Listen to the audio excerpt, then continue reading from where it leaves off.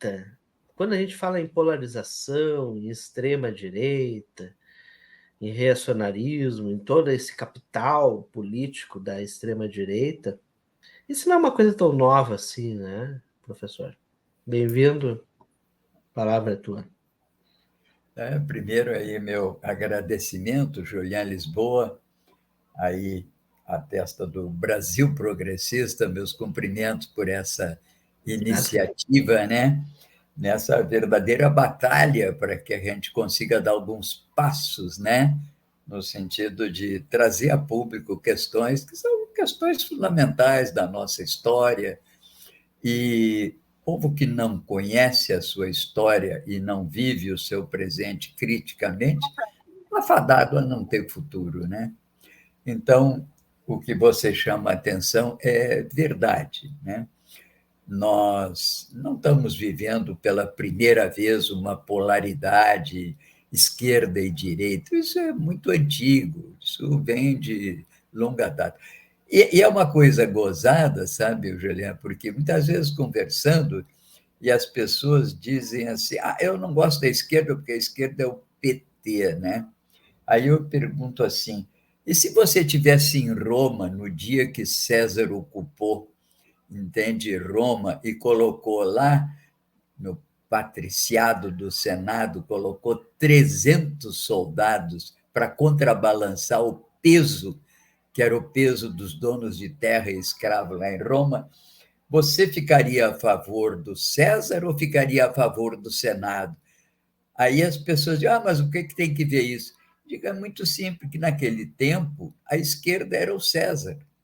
A esquerda e a direita sempre existiu no mundo, porque sempre, na história da humanidade, praticamente desde que se constituíram grupos com mais poder e com capacidade de transmitir esse poder a seus herdeiros, a seus apariguados, houve interesses, lutas por interesses, grupos privilegiados e grupos que não são privilegiados.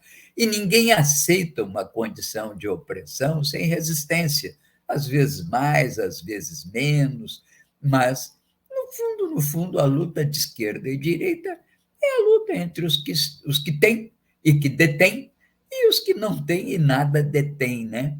Então, na verdade, aqui no Brasil, já a resistência havia dos índios, quando começaram a ser exterminados, depois os quilombos, lá está o exemplo do Zumbi, em Palmares, depois, ao longo da história, na luta pela independência, autonomia do Brasil. E por aí foi. Aqui no Rio Grande do Sul mesmo, é muito pouco conhecida a história do Rio Grande pelos gaúchos. E, aliás, isso também começou numa luta de esquerda e direita, que ninguém se dá conta, porque quando houve a República e subiram aqui no Rio Grande do Sul ao poder os chamados republicanos rio-grandenses, eles eram republicanos exaltados. Na época, a gente os chamava até de jacobinos, porque era uma tendência internacional mais, digamos assim, mais radical, né? E eles, naturalmente, chegaram com Júlio de Castilhos ao poder, depois morreu, passou para o Borges de Medeiros, e implementaram uma política concernente àquelas ideias republicanas radicais. E tivemos duas guerras de grupos sociais que reagiram a isso.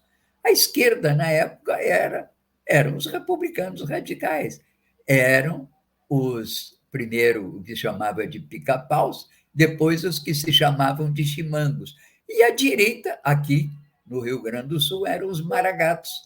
Então, veja, e era tão grande a polarização que foram uma guerra sangrenta. E por aí vai.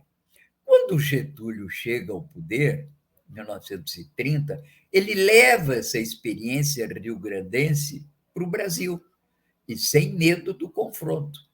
E ele implementa a mesma política republicana radical que havia transformado o Rio Grande, ele leva para o plano nacional. E vem as reações. Qual era o grande pecado da direita? A direita sempre dizia o seguinte: a vocação do Brasil é a agricultura. Não pode se industrializar porque é muito caro.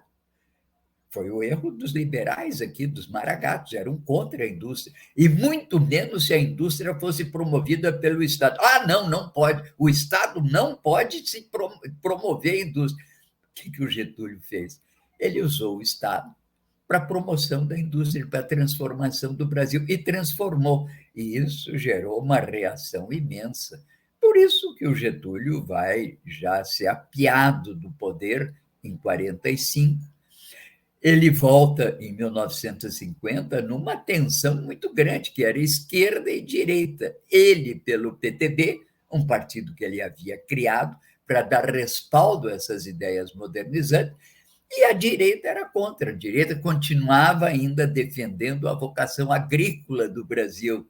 Até hoje a gente ouve um pouco isso de vez em quando, né? Então, na verdade, isso depois se prolongou. O Juscelino, que foi candidato apoiado pelos getulistas, pelo PTB, o vice dele era o Jango, que era do PTB. Dizia o Lacerda, que você falou nele, ele dizia o seguinte: não pode ser candidato, mas se for candidato, não ganha. E se ganhar, não toma posse. E que foi o que aconteceu em 55. Não queriam dar posse para o Juscelino, que já tinha ganho nas eleições. Mas ele roubou. Na época não era urna eletrônica, não, mas era isso. Não pode, ele roubou. E aí houve a intervenção do general Lott, a espada de ouro, quem tem é o Marechal. Então, o Lott destitui duas autoridades constituídas, que era o Café Filho e o presidente do Senado, e imediatamente garante a posse do Juscelino. O que era isso? Confronto esquerda ou direita. Chegamos às eleições de 60 depois, entende? O candidato era o próprio Lott, defendido pelo PTB, como candidato do PTB, o Marechal. Esse, sim, um verdadeiro militar brasileiro, digno da tradição de Caxias, de Osório, de grandes generais que proclamaram o patriotismo, o verdadeiro patriotismo. Bom, também, mais uma vez, a esquerda e a direita. Dessa vez, a direita ganhou. Entende? Inventaram a noite de porre um candidato que era um maluco, que era o Jânio, e conseguiram ganhar as eleições, e durou 7 meses. E aí não queriam dar posse para o Jango. Por quê? O Jango é comunista. Ele não pode, um comunista não. O que era isso? Confronto ideológico. Então, só para dizer que você tem razão.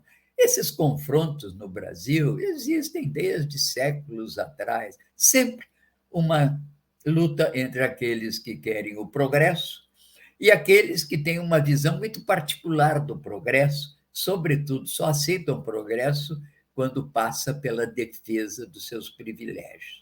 Se tentar mexer nos seus privilégios, aí não é progresso, aí é subversão. Então, isso é velho na história do Brasil, né?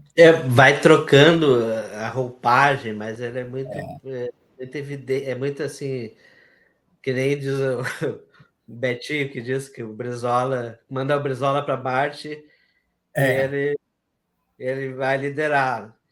Então a gente vê que a gente já sabe quem está na direita e quem está na esquerda. E às vezes tem algumas confusões assim de alguns personagens que atrapalham um pouco.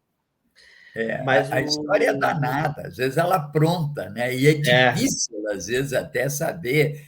Por exemplo, lá nos Estados Unidos, agora, Biden ou Trump, é complicado, entende? Os dois são ruins, mas pela de fazer uma opção do menos pior, né? E não é fácil. Né? E também isso é o que diferencia a esquerda da direita, não é porque você é marxista ou não sei o quê. Não, é uma visão da história. É como a história, lá pelas tantas, coloca determinadas opções em que uns representam um avanço em termos de liberdades públicas, em termos de progresso econômico, e outros representam um retrocesso. Então, e às vezes é confuso isso, porque você até vê pessoas avançadas que defendem uma posição que é retrógrada. Então, tem casos, há situações e situações. Olha, é um enigma, viu? O homem é um enigma. E como a Mas história... pode isso com a federação? Como é que é? PT com PL pode hoje, que tem federação? Eu não sei, não. Acho que não tem PT É, com aqui PL. da Cacau Glória, dizendo, nós, Sete Mas Lagoas é não é o samba do impossível cano, que né? no nível municipal tenha algum caso desses, viu? Porque Ainda as tem, né? disputas municipais, elas têm um outro caráter, né? Um outro caráter. Eu vou te contar Sim. uma histórica de uma vez fui fazer, em pleno regime militar, fui fazer uma conferência na Universidade de Uberlândia. Então, eu era professor na Universidade de Brasília. Bom, aí, no final, o pessoal que tinha me convidado disse: agora nós vamos jantar, Tim, porque aqui estão nos convidando para jantar. Eu perguntei quem. É o pessoal do diretório da Arena. Eu digo: não, não, eu não vou jantar com o pessoal da Arena, era o partido de apoio à ditadura militar. Ele disse: não, não, esse grupo é um grupo muito democrático, é o mais democrático da cidade. Mas o MDB não deixou eles entrarem, então eles dominam a arena. Então, ninguém entendeu essas coisas, entende? São particularidades, entende? E eles eram mais avançados que o pessoal do MDB naquela época, anos 70, 80. Cidade do São interior experiências pode ter que isso, eu né? conto até hoje como esses paradoxos, né, que você... Não vai ser impossível em algum município aí ver uma aliança do PT com o PL. Não é impossível. Você tem que compreender, dizia um filósofo, nem chorar, nem sorrir, o Spinoza. Compreender. É, ó, e me lembra bem do MDB, e é de Minas Gerais aqui, a Cacau Glória. Mas assim, nós vamos. Tem um personagem aí. Bom, tem vários personagens, mas depois nós vamos voltar pro Jango. Mas tem um Sim, personagem que aparece muito, que já era muito forte, que aparece na renúncia do Jânio Quadros, que é o Leonel Brizola, governador do Rio Grande do sim, Sul, Leonel Brizola, que é quando ele aparece muito forte, né? Com a questão que é instituído o parlamentarismo. E é. uma das histórias que eu acho que é uma. Eu não sei se é verdade essa história, mas eu ouvi falar, não sei aonde. Agora eu vou perguntar para ti se é verdade. Que foi instituído o parlamentarismo e o Tancredo Neves foi escolhido como o primeiro-ministro, né? Uhum. Até aí tudo bem, mas diz que o Brizola organizou aqui todo mundo entrincheirado, e o Tancredo veio negociar com o Brizola, e o Brizola não deixou pousar o avião dele. Teve que deu ordem, eles pediram ordem para o pouso, e o governador Brizola negou. Eu não sei se é verdade, viu? E o que eu posso te É, testemunhar é que eu acompanhei o Brizola, aqueles anos que ele chegou ao Brasil, depois foi eleito. O Brizola tinha, apesar das divergências, tinha uma grande consideração com o Tancredo, sabe? Muitas sim, vezes, inclusive, ele pedia para a gente organizar conversas com o Tancredo. E as conversas eram uhum, reservadas, entende? O sim. Brizola pedia para a gente arranjar um lugar em que eles não pudessem ser ouvidos. E então a gente providenciava o aluguel de umas mansões em Brasília, no setor Parkway, chamado, Olha e só. ele pegava o Tancredo pelo braço, e eram terrenos de 20 mil metros, ele ia lá para os fundos do terreno conversar com o Tancredo, e ficava ali tempão, viu? Ele percebia que o Tancredo era um cara que conhecia muito o Brasil, acho que ele Ah, ia se informar. Então, eu não sei exatamente isso, eu sei que ele não gostou, isso ele deixou claro várias vezes, dessa negociação, que Tancredo deve ter tido um papel importante, sim, na época, né, pela aham. aceitação do Jango, e desde que fosse o parlamentarismo. Isso tem muito que ver, sim, para aqui no Rio Grande do Sul, a gente tem um outro estado de espírito, né? Lá em Minas Gerais, o estado de espírito é considerado o seguinte: estado de espírito é ser mineiro. E é uma coisa É muito mineiro. complexa, não é coisa para qualquer brasileiro entender. Tem origens remotas, entende isso? Uma capacidade de negociação muito grande, de temperança, de gestão. E o Tancredo era a expressão disso, o que não significa que ele não tenha Sim. sido leal ao Vargas na noite fatídica. Sim. Ele era o ministro da Justiça e era evidente já que a situação era perdida no 24 de agosto, na noite, 23 para 24, e que o Getúlio, enfim, estava já condenado, entende? Naquela noite. E ele teria dito ao Getúlio, isso é o que se conta, né? Presidente, poucos têm a oportunidade de morrer por uma causa nobre. Não perca de nos dar essa oportunidade a seu lado. Não sei se essas coisas repercutiam muito no Brizola, né? O Tancredo ganhou de presente a caneta do Getúlio, isso teve um significado muito grande depois, né? Enfim, você falou Tu, dessa tu, figura importante, foi. tu sabe que eu li o. Eu ia comentar isso, mas eu li o livro do Paulo Henrique Amorim, O Sim, Quarto Poder. E aí ele fala de uma crise em 50, não essa de 54 que terminou sim.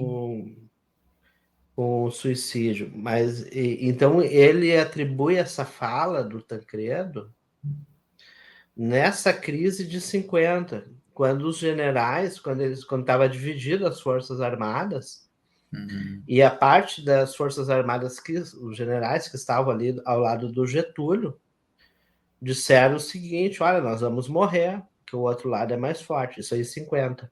E aí o Ah, Tancredo teria dito essa, e o Tancredo era o ministro da Justiça, jovem, né? Teria dito, general, não perca a oportunidade. vai ver que ele gostava da frase, provavelmente, porque o É, Tancredo, a gente sempre, assim, a gente tende a desmerecer os políticos, né? Mas sim. principalmente políticos da antiga, oriundos de Minas, tinham Aham. uma cultura literária razoável, deve ter tirado de alguma passagem lá, entende? E Sim. repetiu isso, entende? Eu, aliás, eu trabalhei muitos anos no Congresso e no Senado também. No Senado, os assessores ficavam dentro do plenário, uma área especial. E eu assisti muitos discursos do Tancredo e eu ficava surpreso. Fazia discursos belíssimos, viu? Com aquele tom dele, que é um tom um pouco bossa nova, né? Não é aquele discurso que eu chamo de padaria, né? E que o cara sai inflamadamente, sai berrando aos quatro cantos como quem canta um tango, né? Não, o Não, discurso era o dele estilo é meio dele. bossa nova, né? Ele era um cara de meios tons, assim, e Ah, ele tinha uma expressão um discurso dele uma vez eu ouvi, e ele muito radical, assim, na análise da situação brasileira, falando da miséria, ah, da injustiça, com uma propriedade que parecia um comunista falando. E aí ele, lá pelas tantas, inverte o discurso e diz o seguinte: devemos ser radicais na análise, porque a situação do país exige essa radicalidade, mas devemos ser moderados na ação, porque o país não comporta ações radicais. Parece bobagem, né?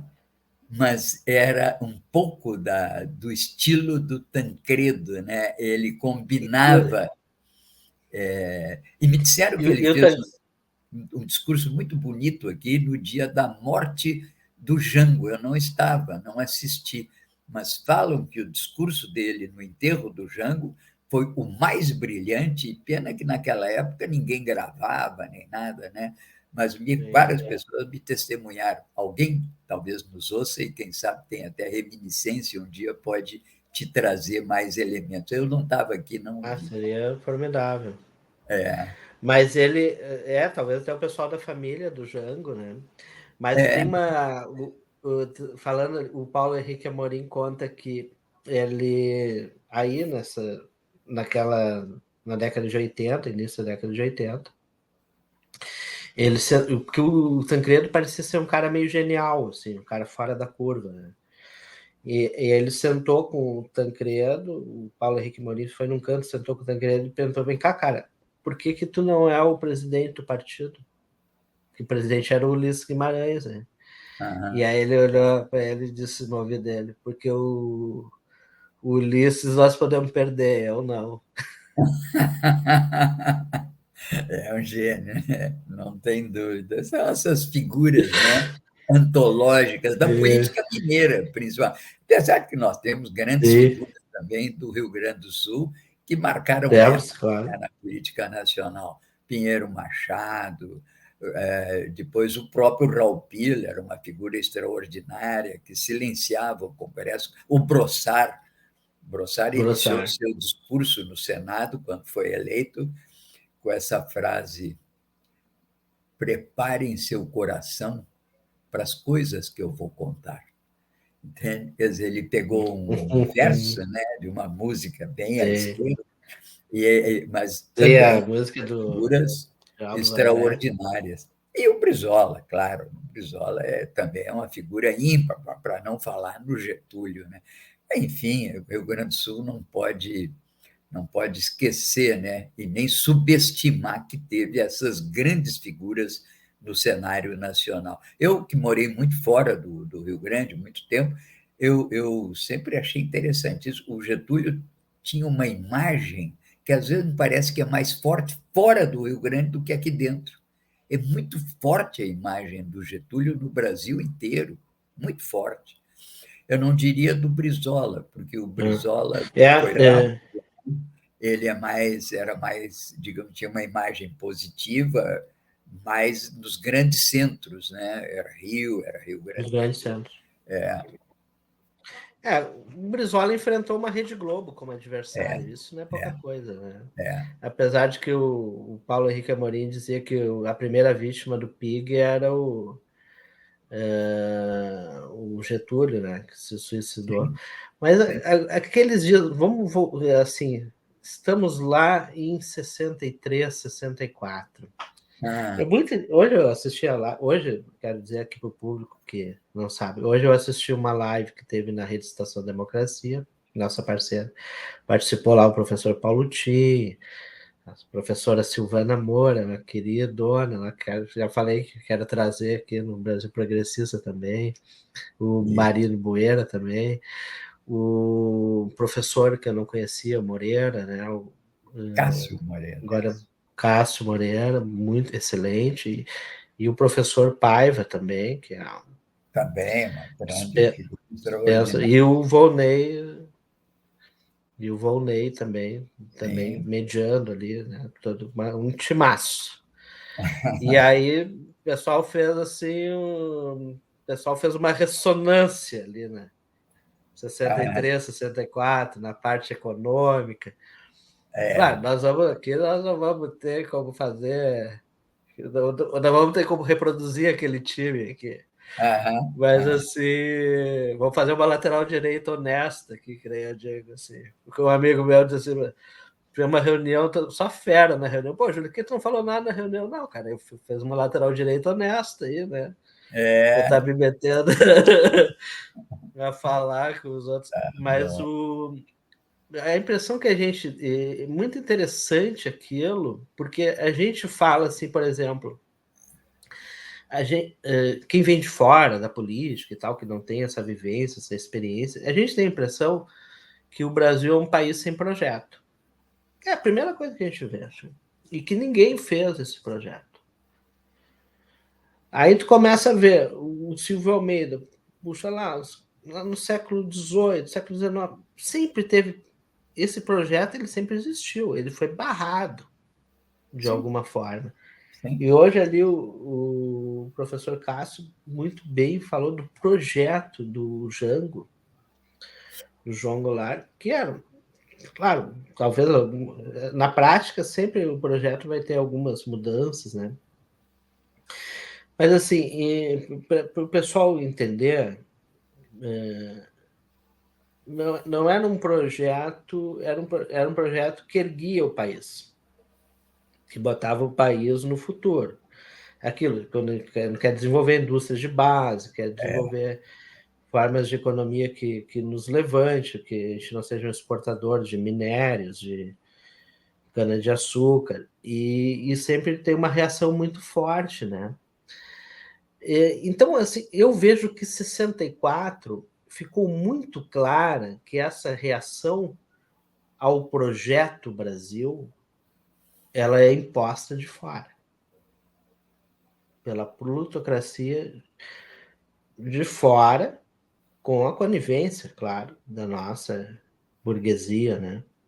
Isso eu estaria errado, assim, com a tua experiência, professor? Eu acho que não. Acho que basicamente é isso, né? E a gente tem que lembrar que isso vai se repetindo, né, ao longo do tempo. O Kissinger, que foi secretário de Estado há pouco tempo, ele tinha uma expressão que ele sempre dizia: não podemos permitir um novo Japão aqui na América do Sul. Estava se referindo a quem, né? Ao Brasil, claro. Mas nisso aí Brasil. é importante que a gente lembre sempre, né? Porque a gente às vezes esquece, é que quando, em primeiro lugar, o Brasil nunca foi um país pobre, como um país, como uma Uhum. economia nacional, sempre foi um país relativamente rico, o que não quer dizer que não houvesse pobreza, até porque durante Claro. o período colonial e depois no Império, nós vivíamos uma situação de escravidão. Então, isso aí gerou uma ferida que se alastra até os dias de hoje, porque não houve uma solução para a escravidão. Né? Bom, então sempre foi um país rico. Claro que teve contratempos, caía o preço de um produto no mercado internacional, tinha uma fase de crise, etc. Mas aí abria-se uma nova frente, a fase do açúcar, secunda depois o ouro, depois dos minerais vem o café, e vai assim, vamos tocando. Né? Agora, quando chega no período republicano, é uma coisa que às vezes ele não se dá conta, mas é um livro chamado História da Riqueza do Brasil, do Jorge Caldeira, que hoje é membro da Academia Brasileira de Letras. E é um livro muito interessante, porque ele contradiz todas essas teorias que foram dizendo que a República foi uma continuidade do Império. Não foi. A República foi um corte radical no plano econômico, no plano cultural e no plano político. E ela trouxe, inclusive, um profundo processo de mudanças econômicas. O Brasil dá um salto econômico quando sai das amarras do imperador e entra na República. São Paulo, já na década de 20, Rio de Janeiro, exultavam em mudanças econômicas significativas. Com a Revolução de 30, isso se acentua, porque aquilo vinha acontecendo quase naturalmente, não era um projeto de governo, eram as consequências, as contorções da economia brasileira. E aí o Getúlio leva um projeto que ele havia conhecido no Rio Grande do Sul. O projeto do Getúlio é o projeto do republicanismo radical do Rio Grande. Isso está muito presente num livro hoje de autoria do Luiz Roberto Targa,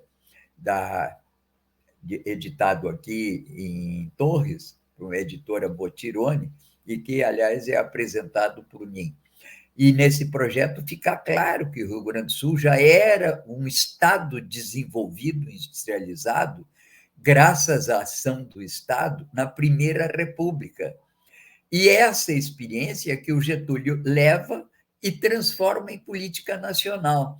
E ele reedita lá, no plano nacional, os confrontos que ele teve aqui, que eram os confrontos que os republicanos tinham e que ele viu.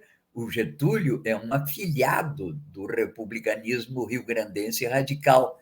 Ele que faz o discurso fúnebre do Júlio de Castilhos em 1903 e é escolhido em 1925 pelo Borges de Medeiros para fazer a Paz de Pedras Altas. É um homem experimentado, vivido no Rio Grande. Então, quando nós chegamos ao final da Segunda Guerra Mundial, o Brasil era um país muito desenvolvido.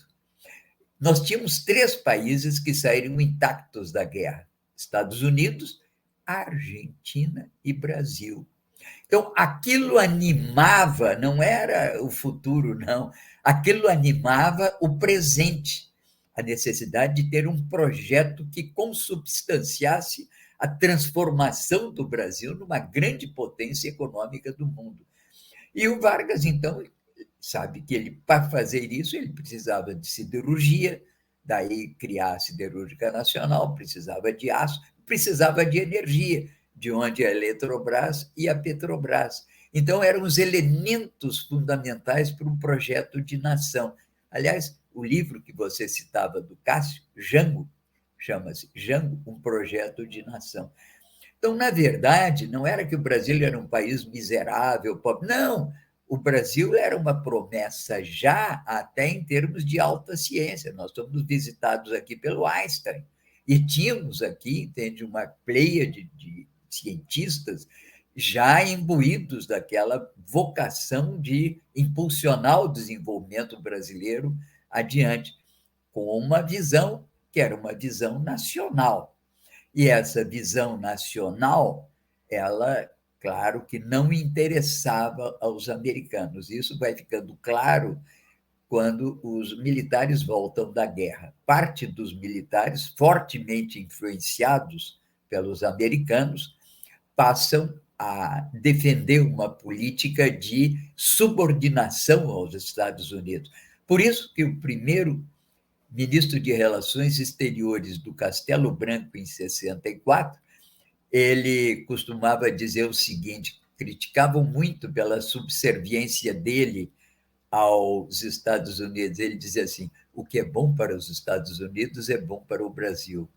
Bom, é claro, então, só para a gente compreender o que era esse projeto de nação, que não era apenas da cabeça do Vargas ou do Jango, Não. essa era a realidade pulsante que o país procurava, digamos, os passos para chegar a uma industrialização mais sofisticada. Foi tão forte isso, e o próprio Cássio chama a atenção disso, e o Carlos também Paiva, que os militares, quando chegam ao poder, mesmo condenando a política trabalhista de Vargas e Jango, eles mantêm o projeto econômico. O projeto econômico ele tem uma ligeira transformação, que eles tiram o povo e substituem o povo por empresa nacional, que era o caráter, digamos assim, repressivo do regime. Mas Capitalismo de Estado, que eles diziam. mantém a ideia de fazer do país um país, uma nação, um mínimo, digamos assim, de condições para dar o salto. Tanto que o Geisel leva e consolida o parque petroquímico, química fina, etc. Bom, então, só para dizer que essa ideia de ter um projeto de nação, ela nasce, na verdade, por paradoxal que pareça, nasce numa região, que é o Rio Grande do Sul, se transplanta pela Revolução de 30 pelo seu protagonista, que era governador do Rio Grande, é levada adiante e suscita essas tensões que repercutem nas Forças Armadas e que acabam levando a esse confronto em que os setores, digamos assim, internos que entendem que deveríamos nos subordinar aos americanos, levava a que os americanos, enfim, tivessem a última palavra e que conduzissem, enfim, esse processo que foi o do golpe contra o Getúlio em 54 e depois contra o Jango em 64 e depois levam isso às últimas consequências no Cone Sul, né? Agora isso não era Professor, novidade, vinha acontecendo, professor, né? Pois não, pois não. Eu não, falo eu demais. quero te fazer uma pergunta, eu quero te fazer uma pergunta dura. Sim, Que, é, claro. agora ficou engraçada com essa. Mas assim, o golpe, eu sempre tive por mim o golpe de 64, que vai fazer aniversário agora, foi uma obra de canalhas. Uma obra de canalhas da República. Eu sempre tive muito claro isso para mim. Mas a gente vai estudando, vai vendo. Isso não estava muito claro em 64. Porque o Getúlio, desculpa, o Jango não ofereceu resistência. teve uma eleição no Congresso, que até o próprio Juscelino, como parlamentar, votou no Castelo Branco. Todo o PSD Então, votou no Castelo Branco. Só não votou no nós tínhamos, Castelo Branco o PTB. nós tínhamos figuras como Paulo Brossard, que estavam lá em Eu não sei se o 64. Paulo Brossard já estava no Congresso naquela época, eu não lembro. Mas sim, mas ele estava Mas junto ele não no. era PSD, o Brossard É, era do PL. é. Era Bom, Maragato, assim, o AI-5, que é conhecido como golpe dentro do golpe, sim. mas assim, suponho eu que antes de 68 já dava para saber que era um golpe, né? Quando foi que deu para sentir que estava dentro de uma ditadura mesmo? Bom, aí é muito difícil. Claro que os setores mais progressistas, e por incrível que pareça, os que primeiro sentiram que era uma ditadura, sabe quem foi? Os Os militares. militares. E é um Uhum. filme, que é um filme, Os Militares que Disseram Não, que mostra isso. Claro. Tem mais de 2.000 militares. Começando que o subcomandante aqui da Quinta Zona Aérea, que era o Major Alfeu, ele foi metralhado no Em Canoas, gabinete, né? em Canoas. Quer dizer, eles imediatamente perceberam que eles seriam os primeiros alvos, porque eles queriam Ele se limpar as coisas. recusou, se recusou a bombardear Porto Alegre, né? Isso já desde o período anterior, que ele foi assassinado em 64. Bom, depois vários, né? Eu tive colegas meus que eu fui cadete, né? Aliás, fui cadete com uma figura aí de Canela. Você está em Canela agora, né? Sim, Ou não? É. Eu fui sim, colega Canela. de uma figura que teve história aí em Canela, que era o João Olavo Rossés, filho dele, João Paulo, ainda está Sim. aí, e Conheço ele muito, nós faleceu, estávamos.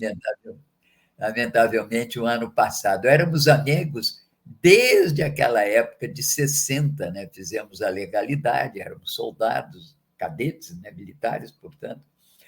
Então, veja que isso vem se Nós, arrastando. até para descontrair um pouco nas famílias, amigas, e se reunia, às vezes, na praia, assim, um alugava a casa do lado do outro, se reunia uma turma. E o João Olavo era o petista da turma. Na época, depois não sei se ele continuou sendo, e o meu pai era o brisolista. Meu pai, que se não estiver assistindo agora, vai assistir depois, eu vou mandar para ele. Mas Meu ele pai morreu sentiu muito, brisolista, né? fala para o teu pai. Ele Morreu morreu, brisolista, eu vou dizer, ó, pai, o João Olavo inclusive morreu. Meu filiado pai ao sentiu PDT. muito. O João Paulo é meu amigo, É, querido, né? Toda aquela turma ali. Tá? Vou pegar o contato aí do João Paulo aí. isso. Abração aí, João Paulo, se estiver ouvindo a gente numa dessas. Com certeza vai chegar até ele o vídeo. Mas assim, voltamos lá, a Sim, 64. sim, sim. É, Diga. bom, o que que nós. Assim, porque eu vejo meu Você pai, falou por exemplo, assim, canalhas, né? Gozado, quando canalha. você falou canalhas, você sabe que o Tancredo, quando estava para tomar posse, houve um zum, zum, zum, porque muitos desses que hoje aí pintam de democratas, defensores da liberdade, são descendentes de um grupo que jogava bomba e que tentou dar um golpe no general Geisel. Esse general Heleno, que é o eleito do Bolsonaro, ele era Sim, do gabinete do Silvio Frota, que era o ministro da Guerra, que foi deposto pelo Geisel por ser um mau militar.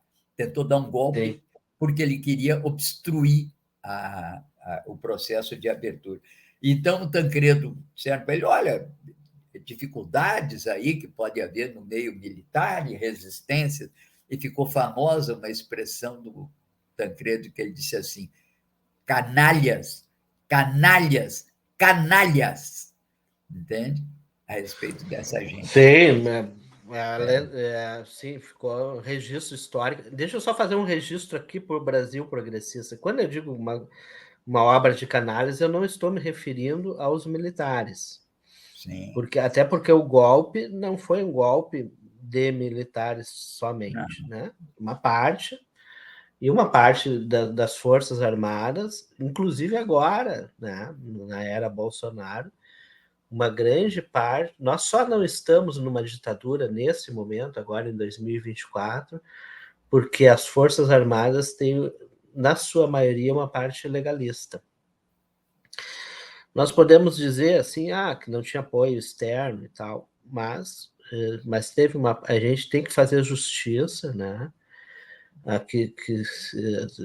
Tanto é que o Bolsonaro destituiu em março de 2021 o comando das Forças Armadas, porque já estava oferecendo resistência, que são os verdadeiros militares, né? Então, assim, não estamos generalizando, claro que não. Lógico. Até porque são os primeiros a sofrerem, né? E mais uma coisa assim que, mas sim, claro, militar cumpre ordem, né? Quem estava no poder dava ordem para fazer as Claro. barbaridades que fizeram. E o meu pai era jovem na época. E ele disse que ficou muito forte. Ele estava no banco, não sei qual era o banco, se era o Banco da Província ou já era o Banco do Brasil, em Rio Pardo.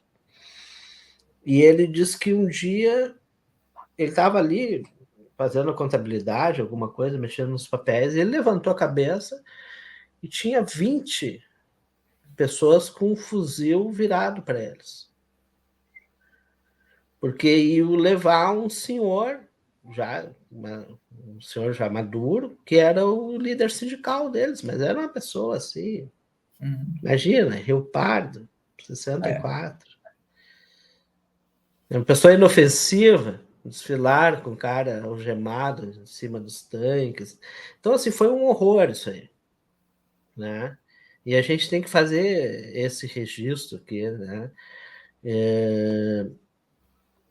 Claro, assim, nós podemos, assim, discutir se vamos, até que ponto vai se mexer nisso e tal. Mas, assim, a gente tem que registrar que aquela ditadura que já se, se levantou ali em 64, ela deixou um rastro de sangue ali, que foi ali mais ou menos do final Talvez da valha, década de 60. talvez Pois não. valha a pena, Julião, uma rápida consideração, porque eu vivi os 64 e estou vivo, né? Vivi agora esse, né? Sobrevivi aos dois impactos, né? Eu vejo que tem uma diferença muito grande entre 64 e agora, por exemplo, 2022, vamos dizer, né? A Sim. sociedade brasileira, começando que o tamanho da população, né?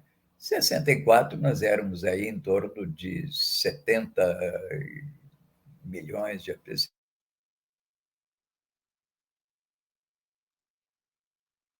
Oi, oi.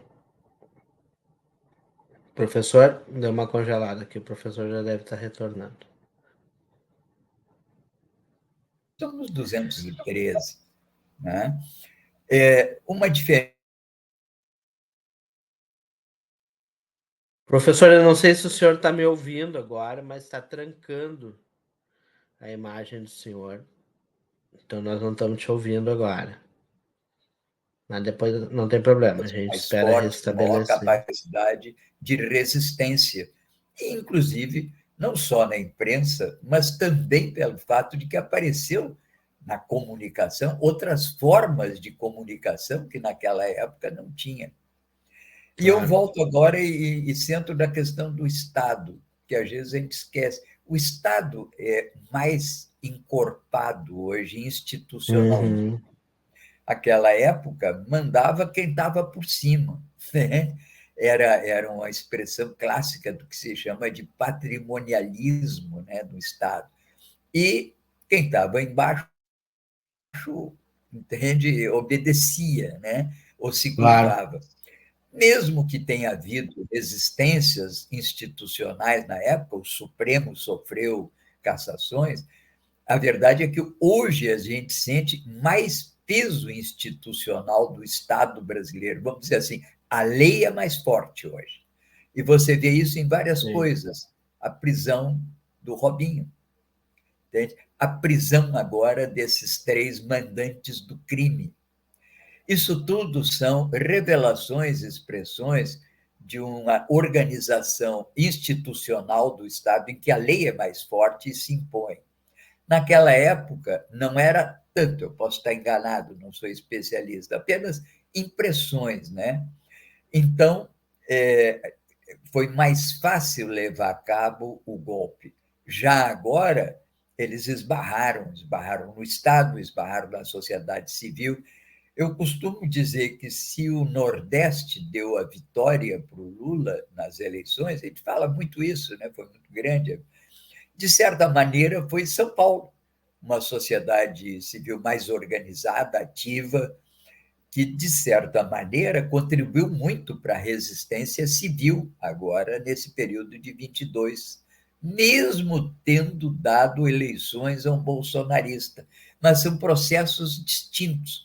Uma coisa foi eleger o governador bolsonarista, que tem lá suas distinções com Bolsonaro. Mas a sociedade paulista, sobretudo a cidade de São Paulo e as suas expressões maiores, não aderiram ao golpe, entende? Como em 64 fizeram. Então, eu acho que é uma coisa que é importante a gente destacar, porque eu acho que o Brasil está amadurecendo. Eu sou candidamente otimista, né? Eu acho que o Brasil está melhor, apesar de tudo, do que em 64. Tem mais condições de resistir e de prosperar. Naquela época, o próprio processo econômico era incipiente. O que nós tínhamos de indústria? Uma indústria automobilística muito precária. Bom, o Brasil hoje produz e exporta aviões e helicópteros e vai inaugurar agora um submarino nuclear. Convenhamos que isso aí é a expressão do vigor tecnológico industrial de um país que, entende, conseguiu vertebrar o seu processo de desenvolvimento. Não conseguiu incorporar ao processo o conjunto da população. É o que se tenta fazer com as políticas sociais, com maior abertura, e que, diga-se de passagem, a direita resiste, não aceita. O nosso querido aqui, Marcelo Nerlin, é nosso parceiro aqui no Brasil Progressista, amigo. E o Marcelo faz umas perguntas meio violentas, assim. Né, Marcelo? Daqui a pouco eu chamo ele para conversa junto. Um Tá Estado bom. que se revela na aplicação da lei penal apenas, mestre. Então vamos ter que responder essa provocação do Marcelo aí, professor. Eu respondo muito simplesmente, entende? Hitler havia sido preso na década de 20 por fazer uma tentativa de golpe, né, numa cervejaria. E foi Sim. solto. Entende? Pouco tempo depois, entende, um partido que não tinha sequer maioria acaba virando chanceler. E em 6 meses acaba com a democracia na República de Weimar e inicia o autoritarismo nazifascista. O que eu quero dizer com isso? Situações extraordinárias de tentativa de golpe exigem medidas extraordinárias do próprio Estado democrático. E, nessa medida, eu acho que se justificam as ações que vêm sendo tomadas pelo Supremo. Espero que não se eternizem, mas acho que elas se justificam à luz das tentativas que são evidentes de golpe que nós sofremos. São situações extraordinárias. Então, Concordo. exigiram medidas extraordinárias. A tendência, a minha esperança, é que se restabeleça com o tempo, entende, uma normalidade institucional de equilíbrio entre os poderes. O mesmo aconteceu com o Congresso. Por que o Lula hoje é refém do Congresso? Porque um presidente sem qualquer base e sem projeto nenhum foi obrigado a entregar o orçamento para o Congresso Nacional, através das emendas parlamentares. Não se elimina e não se acaba com isso de uma hora para outra. É um desafio, Sim. e eu, aliás, acho que é um desafio brutal. De certa maneira, foi a situação extraordinária gerada por um presidente fraco que foi o Bolsonaro, frente ao Congresso, que engendrou essa situação de, inclusive, de instabilidade institucional. Não sei como é que vamos sair desse caso. Acho que lá pelas tantas vai ter que ter alguma medida também mais vigorosa do Poder Executivo para retomar as rédeas do orçamento. Então, eu acho que a gente vive uma conjuntura que é uma conjuntura difícil, não é uma conjuntura fácil. E Não, nessa não é não. conjuntura difícil há assimetrias e há coisas que a gente gostaria que não houvessem, mas é o preço que a gente tem que pagar para poder manter a fidelidade à Constituição e a normalidade democrática. Né, professor, assim, ó, a gente não está sentindo aqui. Nós estamos numa quinta aqui, mas nós temos que falar do título que é da live, que é a refundação do PTB, um novo PTB. Pois é, quase que íamos E esquecendo. quase que a gente esquece o PTB, mas assim, mas claro, nós não tem como a gente falar da refundação do PTB sem qual é a cena que vem na minha cabeça, imagino que deva vir na cabeça do senhor, que é o Brizola chorando quando ele não pôde retomar o PTB quando voltou para o Brasil. Isso veio também, professor. O que Claro, podemos falar do novo partido? foi o dia que Brizola chorou, foi o título, inclusive, de uma coluna do Carlos Drummond de Andrade, eu acho que foi no JB, né? Porque era inevitável. O governo cortou as possibilidades e nisso Brizola foi determinado. Vamos fazer outro partido. Eu lembro que eu estava junto, ele disse, não, mas quem sabe a gente entra nesse? Ele dizia, não, no Brasil, depois que um dono de partido bota o partido debaixo do braço, não adianta. Eu me lembro ele falando isso, entende? Temos que partir. E aí éramos relativamente Olha aí, Marcelo. poucos, né? E aí, então, ele disse assim: bom, e aqui é o seguinte: cada um de vocês vai para o seu estado e trata de fazer o partido. E eu estava na mesa, nessa mesa estavam o Wilson Fadul, o Doutel de Andrade. Wilson Fadul é do Mato Grosso do Sul, o último ministro da Saúde do Jango. Estava o Dotel, estava o Francisco Julião de Pernambuco, o Neiva Moreira do Maranhão, Dotel de Andrade, que havia sido eleito por Santa Catarina, casado com uma catarinense. E no Rio de Janeiro tinha o pessoal do Rio, era o Lisânias Maciel. Do Rio Grande do Sul estava o Getúlio Dias, que era um deputado do meu amigo, que já faleceu, e o Brizola disse: agora a missão é cada um ir para o Estado e tratem de conseguir montar esse partido, porque a gente precisa 9 estados organizados para convalidar a minha candidatura no Rio. Eu respirei aliviado e digo, bom, eu sou do Distrito Federal, lá não tem partido, lá não tem eleições, e aí ele vira para mim e disse, Tutim, vai para Goiás, ele vai fundar o partido em Goiás. Já fui eu, fiquei 3 anos em Goiás, 3 anos, tratando de fundar o partido, não foi fácil. No final, consegui em 82, levei a ele, a toda a organização, ainda disse ao comandante, eu sempre chamei ele de comandante. Brizola não era meu amigo, era meu comandante. Comandante, está pronto o partido. O problema é que eu não achei ninguém em Goiás para ser candidato a governador. O que eu faço? Ela diz assim, não tem tu, vai tu mesmo. E aí eu, de ser candidato de um estado que eu, embora conhecesse bem tudo, não tinha nenhuma evidência, né? Que era Goiás, em 1982. Entende? Que era exigência do Tribunal Superior Eleitoral. Fundamos o partido. Então, para te dizer o seguinte, a gente sabe que é difícil e que o Brizola, enfim, enfrentou a fundação do PDT, eu participei, fui signatário de Lisboa, fui fundador do partido aqui, do PDT, mas acontece que o PDT foi colocado em disponibilidade. Esse Jefferson, que havia tomado conta da sigla, fundiu-se Roberto com Jefferson. outro partido, Roberto Jefferson. E eu e o partido ficou disponível no TSE. E aquilo que disse certo. Dom João VI para o Dom Pedro I: olha, antes que algum aventureiro lance mão da coroa, cheguem lá e construam, entende, o PTB. Então, um grupo de brisolistas antigos resolvemos fundar o PDT até para que nenhum aventureiro o fizesse de novo. É um Se trabalho árduo, aproprie de novo. duro. Nesse processo temos algumas arestas com o PDT, mas sempre dizemos, temos as mesmas origens, que é o trabalhismo, e talvez o mesmo destino que é a nossa fusão no futuro. No meio do caminho, entende? Temos desavenças e vamos tratar de conviver com elas, entende?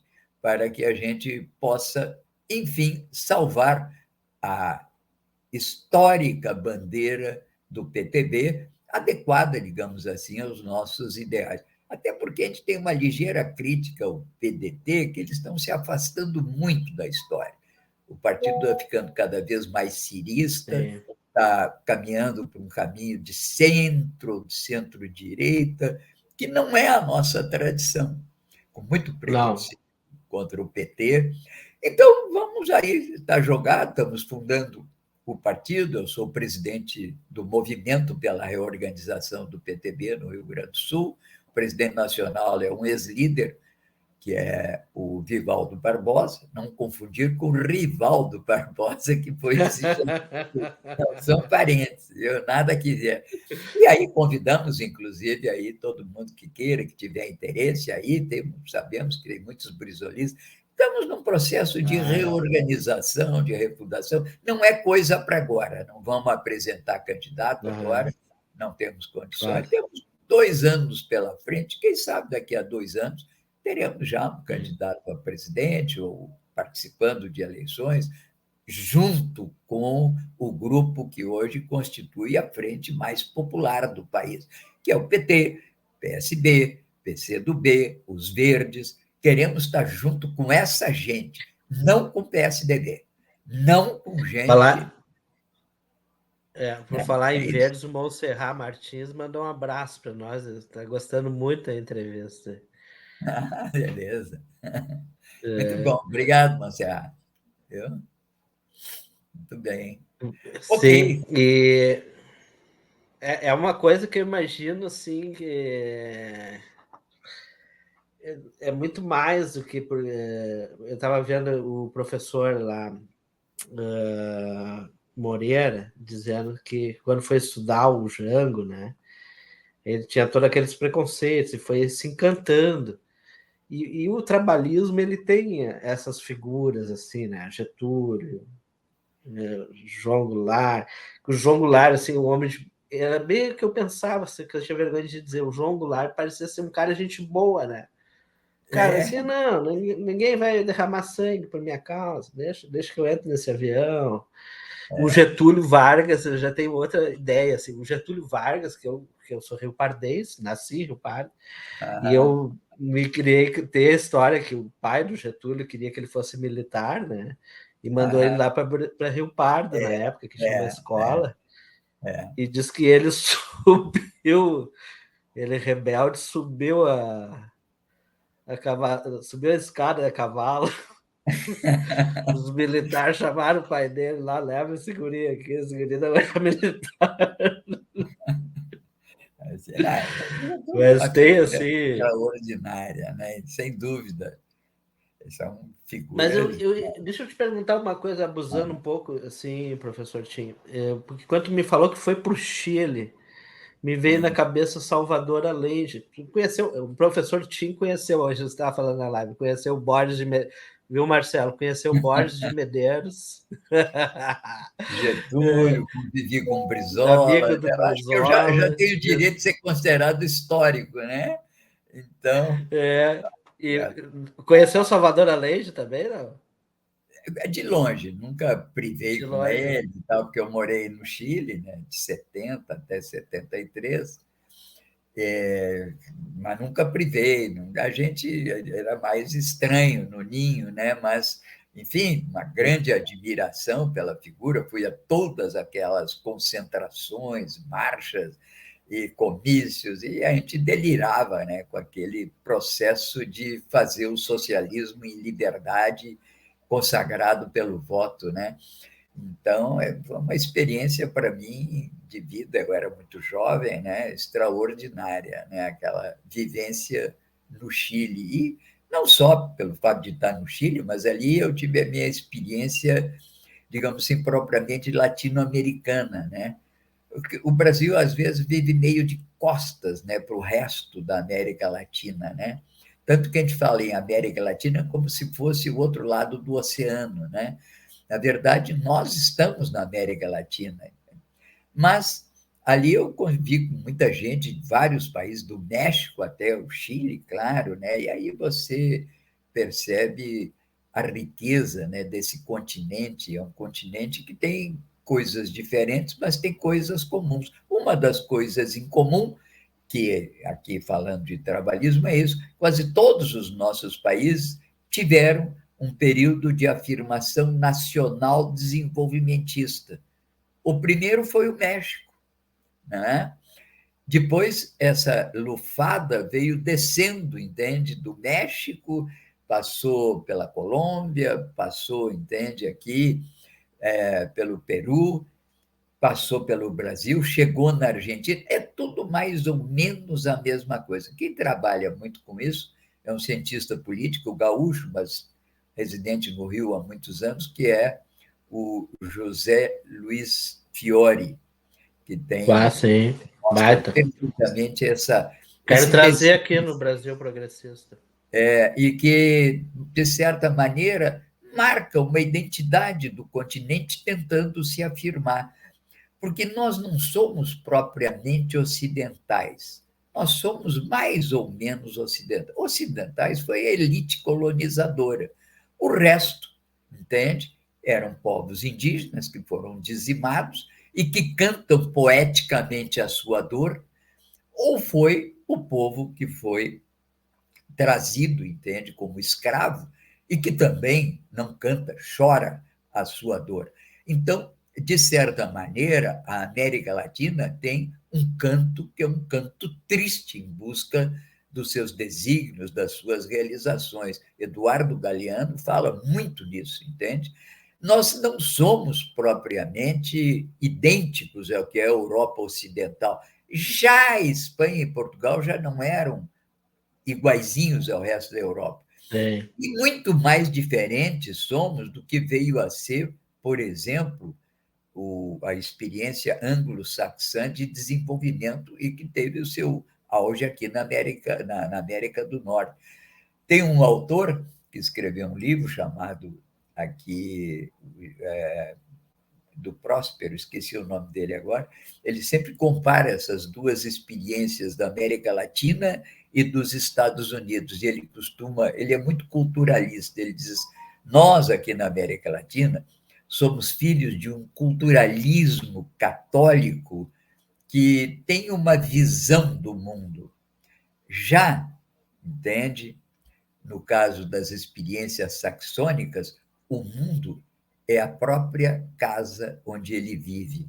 São de um individualismo que, quando muito, alcança, através do Rotary ou do Lions, a escala da cidade, mas não tem ideia do que é a humanidade. Não conseguem. Não. É uma dificuldade que eles têm. Eu estou falando coisas acadêmicas, mas que tem que ver. Ele diz assim: se perguntar para qualquer latino-americano o que é o mundo, ele fala alguma coisa. Um americano, ele vai falar da cidade dele, entende? Que é o mundo dele, é Tem. a sua cidade, é o que ele ganha, o que ele faz, entende? Quantos carros ele tem. Enfim, não estou falando no sentido de maldade, são culturas, Tem. entende? A Entendi. cultura anglo-saxã, muito marcada pelo critério da eficiência, entende? Da obtenção de resultados. Nós não queremos nem Sim. saber de resultados. Pragmatismo. Para nós, entende? O objetivo não está na chegada, o objetivo está no percurso, caminante. Não há caminho al andar. Não, não há caminho, se hace el camino al andar. Isso é bem hispânico e é muito para nós. Tem versos da Cecília Tem Meirelles em que muito ela nosso nisso. o nosso prazer é o caminhar, é a vida É o cotidiana, caminhar. entende? às vezes, não estamos muito preocupados com o que vem a seguir, adoramos festas, adoramos. A América Latina vive mergulhada em cerimônias festivas, entende? Porque esse é o nosso caminhante. Mas, enfim, não estou dizendo que somos melhores ou piores, são culturas diferenciadas. A nossa, tem um autor que é muito famoso, Huntington, que falou no Choque das Civilizações, ele fala que tem 9 civilizações, não é o Oriente contra o Ocidente, não. São várias civilizações, cada uma tem os seus traços, as suas peculiaridades. Essa ideia de povo eleito, seja da parte dos judeus, ou seja da parte dos americanos, com o conceito de destino manifesto, que tem raízes religiosas também, é uma Claro. bobagem. Isso é um atraso, entende? Não existe isso. Todos os povos têm iguais oportunidades de realização e têm o direito de fazê-lo segundo os seus valores. Enfim, isso. Evidente. Professor, aqui, ó, vamos fazer 2 registros. Nosso queridíssimo Alexandre Cruz, Sim. elogiando a entrevista, excelente entrevista, uma aula de história. O E Alexandre é um agradeço ao Alexandre cavalheiro. por ter apresentado, viu? Obrigado, Alexandre. Obrigado, Alexandre. E o Marcelo faz uma pergunta que eu vou embalar essa pergunta aqui para a gente finalizar, viu, Marcelo? Olha, o que eu vou dizer assim, professor? Eu me lembrei agora de quando me esqueci o nome da senhora, grande ativista, entrevistando o José Dirceu, perguntando para ele o que é, né, a luta essa. E ele disse: a luta é o Brasil. A grande causa nossa é o Brasil. Quando a gente viu o Brizola, qual era a causa? Era o Brasil. Quando ele, em diversos momentos, assim, aquela emotividade, né, do Brizola, dizer: olha, não votem no Brizola. Não votem. Mas não votem num Collor. Num... Então, assim, ele era muito generoso, muito desprendido. Era coisa do missionário, né? Daquela pessoa que doou a vida dele por uma causa, de dar uma contribuição, às vezes, que parece ser pequena, mas é grande, porque eu vejo muito isso aí, claro, sem desmerecer a figura de Getúlio Vargas, que era o mestre de Brizola, do próprio João Goulart, que era um grande homem, um visionário, como disse o professor Moreira hoje, mas o Brizola, eu tenho a sensação que o Brizola, as pessoas carregam o Brizola no coração. Eu faço parte de uma geração, eu me criei ouvindo meu pai falar do Brizola. É assim, da paixão, do Brizola mobilizava. Eu vi o Brizola falar algumas vezes, assim. Quando o Brizola falava, sentado ou de pé, fosse o lugar que fosse, quantas pessoas tivesse, o mundo parava para ouvir o Brizola. E ele dizia coisas simples, assim, né? Ele dizia: olha, isso aí não me engana, isso já existe. E ele tinha muito essa. E uma das coisas que ele falou que revela, que é muito revelador do que é o Leonel Brizola, que é até um lado assim espirituoso dele. Eu nunca vi, que o Caco Barcelos falou, né? Que eu nunca vi um cavalo sem ferradura.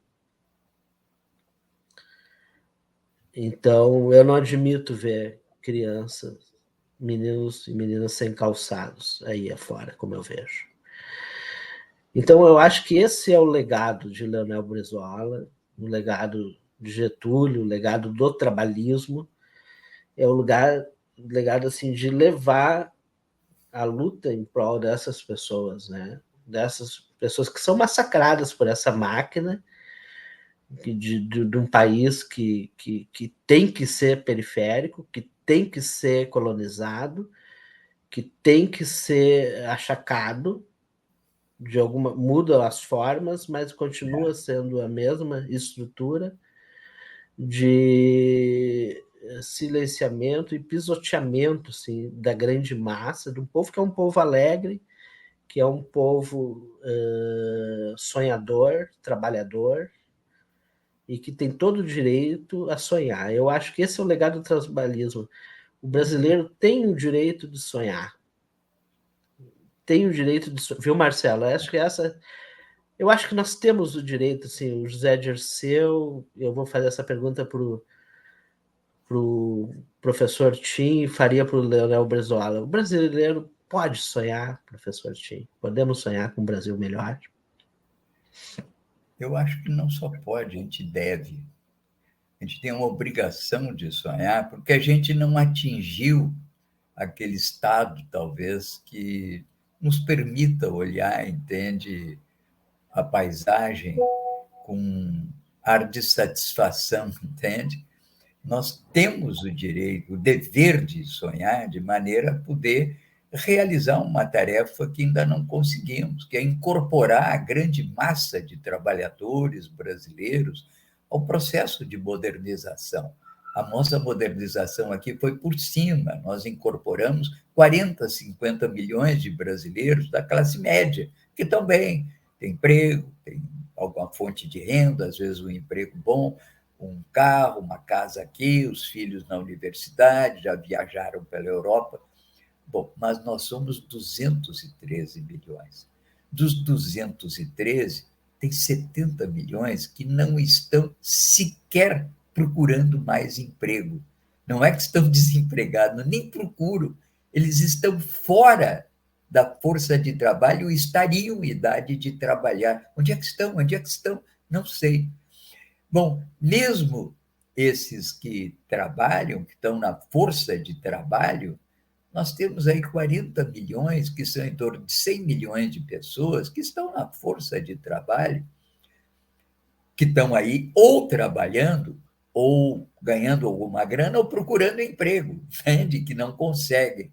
Então, aí, isso aí é terrível, entende? Nós temos aí cerca de 30, 40 milhões de pessoas que desses 100 que têm alguma fonte de renda estável, garantia do trabalho. Nós temos outro tanto, uns 30, 40, que são os se viradores. Sabe o que é se viradores, Juliano? É o cara que sai todo dia a se virar, entende? Ele vai se virar. Ele é o se virador, é a classe mais poderosa e grande que tem no Brasil. E é isso que faz do brasileiro um trabalhador procurado em todos os lugares do mundo. Eu já morei em Portugal. Trabalhador em Portugal, brasileiro é ótimo, porque ele troca lâmpada, ele conserta encanamento, ele pinta a parede, entende? Ele adquiriu essas habilidades, porque ele é o se virador. Ele sai à rua e o que der ele faz, e aprende. Bom, e ainda, depois disso, ainda tem aí uns 20, 30 milhões que são miséria absoluta, entende? Que ganham menos de $2 por dia. Somando isso tudo, só para ter uma ideia, nós temos 110 milhões de brasileiros, beirando 120, agora caiu um pouco, de brasileiros que ganham até um salário mínimo. Então, nós temos que sonhar para aumentar o salário mínimo. O último que deu um aumento substancial no salário mínimo no Brasil, e que até hoje foi o maior salário mínimo da história do país, chamava-se João Goulart, ministro do Trabalho, 1953. Caiu, porque ele não conseguiu resistir à pressão, que foi uma pressão exercida por empresários e transmitida através do Manifesto dos Coronéis. O Getúlio teve que tirá-lo do Ministério do Trabalho. Mas a resposta veio. O Jango foi eleito vice-presidente da República do Juscelino, com mais votos que o Juscelino, e foi eleito vice-presidente contra o Jânio Quadros, na época que o Jânio Quadros foi presidente. Quer dizer, o povo trabalhador reconheceu isso. Nós temos que sonhar para aumentar o salário mínimo, incorporar cada vez mais gente a um nível de renda compatível com uma condição de vida digna. Isso não é ser comunista, não. Isso é ser civilizado, isso é fazer aquilo que os povos mais desenvolvidos já conseguiram na segunda metade do século passado. Nós temos a obrigação de fazer isso para a nossa gente. Então, eu acho que isso é absolutamente imperativo. É a nossa obrigação de sonhar. É a maneira como todos nós devemos procurar nos conduzir. O que nos conduz na vida, e é difícil explicar isso, não são critérios de eficiência. O que conduz um político são critérios de ética. E aí, a questão do sonho para incorporação dessas grandes massas que estão ainda fora do processo de modernização é um imperativo. Não é só um partido que vai fazer isso, vários partidos concorrem para isso, mas certamente serão partidos voltados para a causa que é a causa nacional e popular. O trabalhismo e o PTB são parte disso, entende? Eu sempre costumo dizer o seguinte, uma paródia do Paulinho da Viola, que ele diz assim: eu não vivo no passado, é o passado que vive em mim.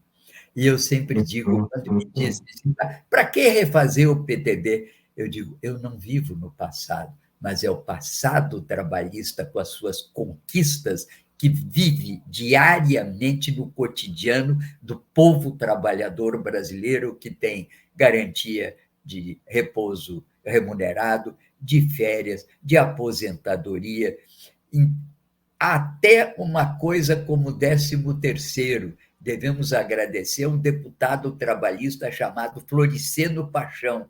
Ele era uma espécie de paim no seu tempo. Ainda foi eleito uma das últimas vezes, eu acho que em 86. Ele instituiu o 13º. Gente que é ligada, tal de mercado, eles não pensam nisso, entende? Então, o passado trabalhista não é que vive em mim, ele vive no cotidiano e como memória de todo trabalhador brasileiro. Portanto, ele é atual e ele tem futuro. É isso aí. Ele está vivo em cada um de nós que acredita que esse país merece ser do povo dele, né? Obrigado, professor. Foi, olha, sensacional, assim, uma energia muito boa. Já fica o convite para retornar. Certo? Agradecer quem esteve aqui com a gente, fazendo as honras da casa aqui. Esse é o canal Brasil Progressista. Tivemos aqui o nosso primeiro especial trabalhismo, o novo PTB, e recebemos aqui o professor Paulo César Tim. Professor, muito obrigado e a sua despedida aí para os nossos amigos que nos acompanharam. Quero parabenizar, né, a equipe aí, na figura, na pessoa do Julian Lisboa, essa iniciativa do Brasil Progressista, que é o que nós precisamos, entende? Levar essas ideias que ainda constituem um elemento de esclarecimento da população sobre qual o caminho a seguir. Como diz acho que foi o Tony Tornado que eu vi esse dia, né? Eu adoro esse meu país, o Brasil é o meu país, eu adoro ele. Obrigado. Obrigado, professor. Um abraço a todos, uma boa noite. Colorado ou gremista? Eu sou do Cruzeiro Esporte Clube, onde eu Tu e o jogava Monserrat Martins. onde eu jogava basquete quando era menino, entende? Aquela época, Já basquete não era contratado. esporte de gigantes. Então, eu me afeiçoei ao Cruzeiro Esporte Clube e não entro nessas disputas modernas. Tu e o Brizola, né? Eu sou trabalhista, torço pelo Cruzeiro, entende? Defendo Ah, valores éticos, essas coisas que só, às vezes, parece que só os velhos que chegaram aos 80 anos conseguem trazer à tona. Mas certamente muitos jovens estão nos escutando e acompanharão um pouco essas ideias. Entende? Tá bom, maravilha. Eu sou colorado, eu sou alma vermelha. Assumindo. Um abraço a todos. Obrigado, professor. Uma obrigado, boa obrigado. noite. Tchau, tchau, Juliane. Parabéns. Tchau. Obrigado.